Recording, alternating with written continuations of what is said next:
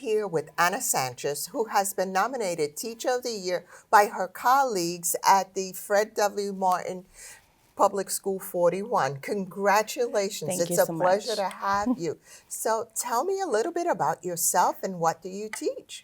My name is Anna Sanchez. I'm a middle school inclusion teacher. I teach 6th, 7th, and 8th grade, and I absolutely love working at PS 41. It's definitely a family there. That's wonderful.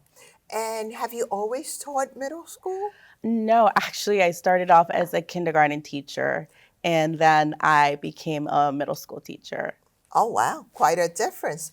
How did you make that transition from kindergarten to middle school? It was actually a really difficult transition, but my principal said, I think you would be really great. You're really analytical. And I went up there and I fell in love. I was like, this is absolutely fabulous. And I loved it. Oh, that's great. Did you always want to be a teacher? I did. I always wanted to be a teacher. I saw myself as a preschool teacher, though. But I'm happy to learn that I actually do really well with any age group, and I love it. That's great. What kind of techniques do you employ with your students that help them succeed? I really love and I enjoy Vygotsky. I love his theory on the PD, which is like the zone of proximal development, which is all about social interaction, but through collaborative work. And I love that scaffold mind friend because I'm like, what can I show you? What's the intention behind this and how can I step back so that you take over? So it's not me, it's you doing the work and you doing the heavy lifting. So I kind of model it to begin with and then my kids kind of just take over.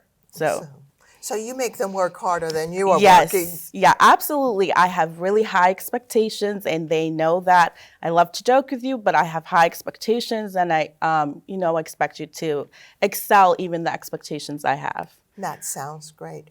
Did you have teachers that made an impact on your career or your future? Yes, that's absolutely why I wanted to become a teacher. I can tell you from the grade of 4th grade on, I've always had teachers that just really helped me develop. And I just always would admire them for that. And I wanted to give back to the community and I could see myself doing something similar. That's wonderful. How do you share those high expectations with your parents and the school community at large? Well, my parents, I call them all the time. I keep them informed. I want to make sure that the relationship I have with my students, I also have with the parents. I keep them informed of everything. And I just make myself accessible to them. Sounds great. What message would you share with others who may want to be teachers? I think in order to be a successful teacher, you have to use your best qualities and use those best qualities while being mindful of the cultures in your classroom, by being mindful of maybe some of the trauma that's going on in the classroom, and use that to facilitate your connection to the students and also the expectations. Always should make sure your high expectations are the norm. Is there something you know today as an experienced educator that you wish you had known as the novice, your first year teaching? I would have just wanted to maybe have a little bit more fun with my students. I think I was a little bit more serious, thinking that if I had a more serious tone, I would get more high quality work, and that isn't necessarily true.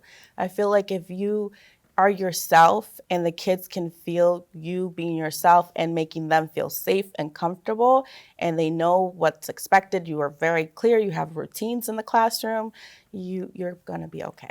Well, it is obvious why you were selected Teacher of the Year. It's a pleasure to have you and congratulations. Thank you so much. Thank you.